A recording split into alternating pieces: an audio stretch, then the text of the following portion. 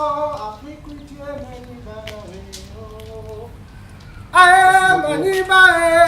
Merci Ali. Oh, Amelo, Manibae. Oh, Manibae. Amelo, Manibae. Bienvenue au groupe Cardic avec son responsable Ali. Nous allons suivre en même temps une démonstration. Africa Culture, miawe zonde. Africa Culture,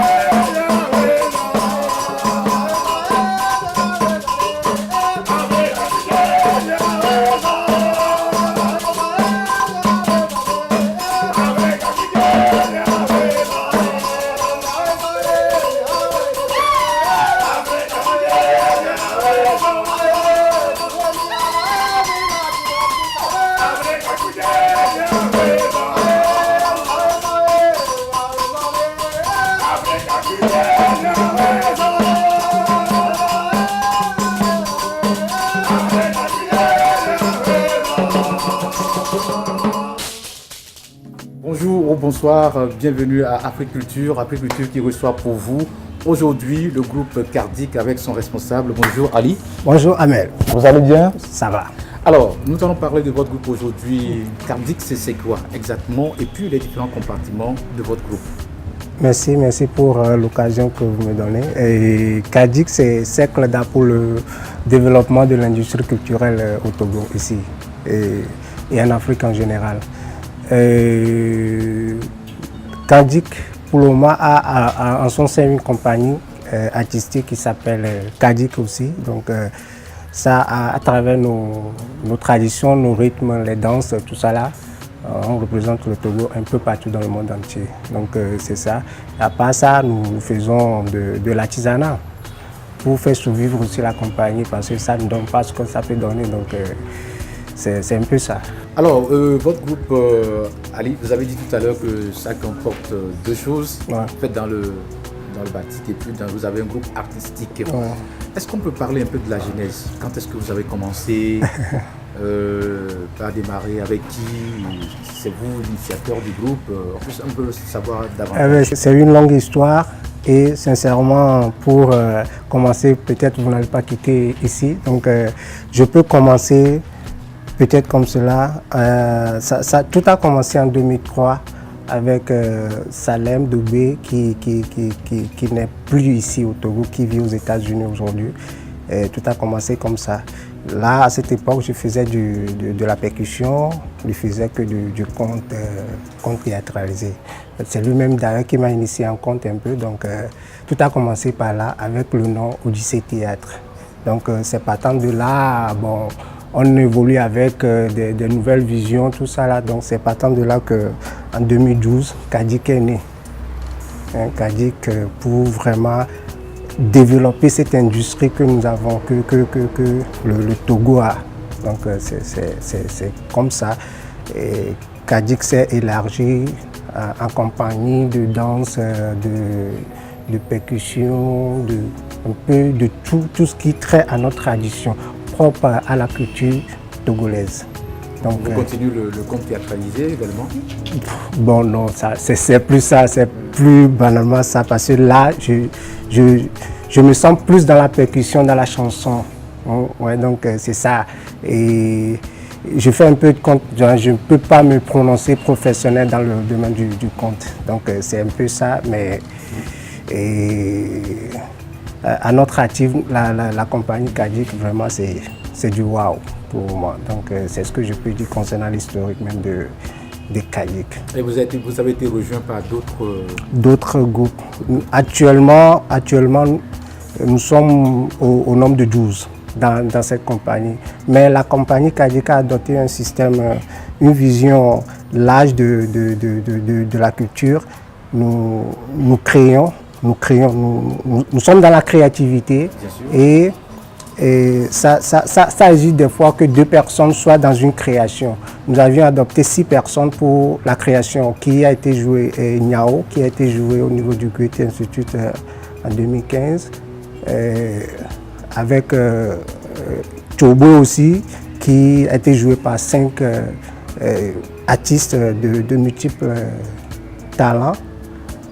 L'un qui faisait de la trompette, d'autres du chant, d'autres de la danse, tout ça là, un peu mélo-mélo. Et tout ça là, ça fait une tohu-bohu culturelle, artistique et c'est agréable. Mais en dehors de ça, est-ce que vous avez évolué? C'est-à-dire, vous êtes allé dans la sous-région, en Europe, pour les prestations du groupe artistique que vous avez créé? Concernant l'évolution du groupe, nous dirons vraiment que nous sommes toujours dans la sous-région. Il y a des gens qui nous sollicitent en Europe, en Amérique, même mais des fois c'est faute de moyens qu'on a le visa, mais le billet pour aller, c'est de n'importe quoi. Donc c'est un peu banal. Sur ce sujet, je ne veux même pas revenir sur ce sujet-là. Mais tout ce qui concerne la sous-région, tout nouvellement, nous avions représenté le Togo au niveau de FIDO, Festival international de danse de Ouagadougou, et avec banalement 5 Togolais. Partant de là aussi, c'est un festival qui ne paie même pas le déplacement, mais nous avions dû aller avec nos propres moyens. C'est un peu un parcours de combattant, mais nous avions représenté le Togo là-bas. Tout ça là, c'est un peu... Je ne sais pas comment je peux dire, j'ai les larmes aux yeux lorsque je parle de tout ça là. Parce que là, la manière dont nous voulons vraiment que le Togo soit vraiment représenté, c'est pas vraiment ça. Et des fois, ça je ne sais pas comment je peux dire. Et en clair, vous n'avez pas de soutien? On n'a pas de soutien. On n'a pas de soutien, sincèrement. On n'a pas de soutien dans le domaine dans ce domaine. Tout ce qui concerne l'art de la scène, bon, à mon humble avis pour moi, peut-être, je ne sais pas si les autres artistes peuvent toutefois témoigner, s'ils ont des soutiens, quoi que ce soit. Nous avons actuellement, il y a plusieurs invitations qui sont là, mais le déplacement pour aller, les billets d'avion pour aller, quoi que ce soit, faute de ça, le Togo n'est pas représenté. Nous avions eu le prix de la meilleure danse traditionnelle au niveau de Nati Tengo au Bénin. Oui. Mais je ne sais pas comment je peux dire. Mais vous n'êtes pas allé chercher le prix? Non, on est allé chercher le prix, mais c'est-à-dire du début pour aller vraiment représenter le Togo, c'est un peu comme le parcours du combattant. Et pour moi, je veux vraiment que l'État nous accompagne par rapport à ça, quoi. Alors Ali, on va profiter pour parler un peu donc des perspectives que vous avez pour le groupe. Ouais. Bien sûr, vous avez des difficultés aujourd'hui, mais tout groupe au début c'est toujours comme ça. Les liens que vous avez avec peut-être les centres culturels du Togo. Est-ce que vous avez un programme, une vision à long terme pour le groupe? Aujourd'hui, vous avez le groupe artistique, vous avez donc cette t-shirt que vous faites et qui est vendue. Vous pensez créer autre chose au sein de ce groupe-là?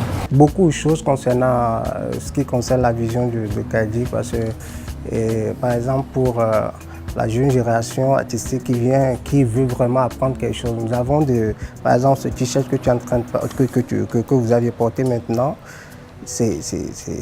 Quand on y met encore, il y a encore d'autres facettes qu'on peut encore développer. Donc cette vision, ce projet-là, nous avions ça encore. Pour la compagnie Kadik, c'est encore de développer, de s'offrir vraiment beaucoup de résidences pour encore aller dans les fermes, dans les coins reculés, piocher des gens, des talents, revenir mettre ça sur la scène, parce que tout ça là, c'est le Togo, c'est le 228 qui est en vogue, qui est quoi que ce soit. Donc offrir vraiment un centre culturel, un centre artistique, un centre artisanal digne de Kadik pour la jeune génération. Parce qu'il y a beaucoup de gens qui sollicitent Kadik, c'est-à-dire les gens qui veulent vraiment apprendre quelque chose, mais il faut de moyens aussi, des fois, on n'arrive même pas à satisfaire, c'est-à-dire certains besoins, quoi, vous voyez. Donc c'est un peu ça, Il y a beaucoup de choses qu'on devrait offrir.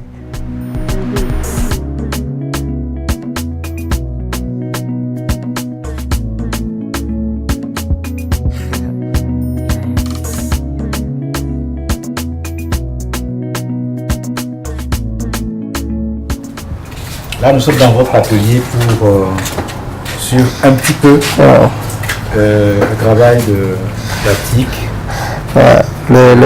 que vous êtes en train de faire, que vous faites également ce que j'ai porté là, le t-shirt là. Juste une petite démonstration pour vous montrer comment ça se passe. Oui, et d'abord le batik, c'est pas, l'origine même, ça vient de l'Indonésie. Hein.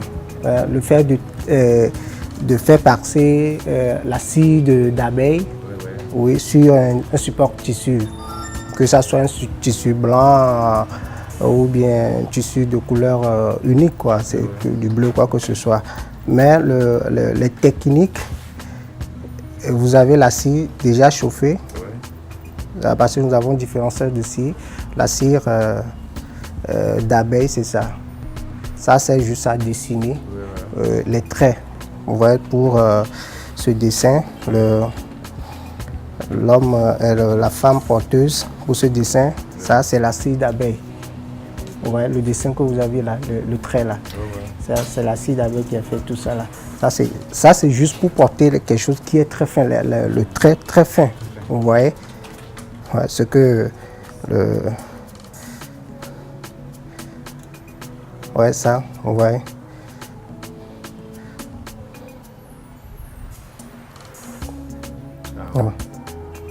Ouais, ça, c'est un peu chaud, c'est pourquoi ça, sinon ça ne doit pas être un peu quoi que ce soit. Vous dessinez d'abord, vous faites le décalcage et après tout, vous faites passer de la cire. Donc, c'est apparemment ce que je constate. Il faut avoir la main très fine. Oui, pour ne pas rater. Ouais. Ça, si vous ratez le dessin, c'est fini. Ouais. Par exemple, pour ça, tu peux prendre banalement 3 mois pour faire tout ça là. Parce que ça fait des années que lui est en train de faire ça, quoi. Donc, mais au prime abord, vous devez dessiner d'abord. Oui. Vous devez dessiner ce que vous voyez, le crayonnage ici, vous devez dessiner. Lui va directement. Parce qu'il est un peu fort. Hein? Ouais, lui va directement sur le quoi là. Donc, vous avez le dessin, après tout. Vous faites le dessin au crayon. Ouais, vous voyez le crayon, le crayonnage, tout ça là. Oui. Vous avez le dessin d'abord, ce que vous voulez, vous avez ça, et vous faites passer la scie tout autour. Le principe, c'est pour garder, puisque la technique voudrait que si tu passes la cire, ça va garder la couleur originale. Ouais, le tissu est blanc. Ah, d'accord. Ouais.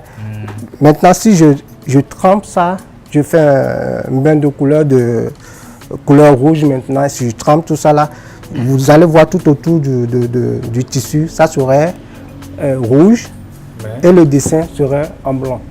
Ah ouais. Ouais. Donc pour la scie d'abeille comme de la bougie, vous gardez juste les couleurs de base. Vous procurez la scie d'abeille où? Au marché. Au marché, il y a les bonnes dames qui nous vendent voilà.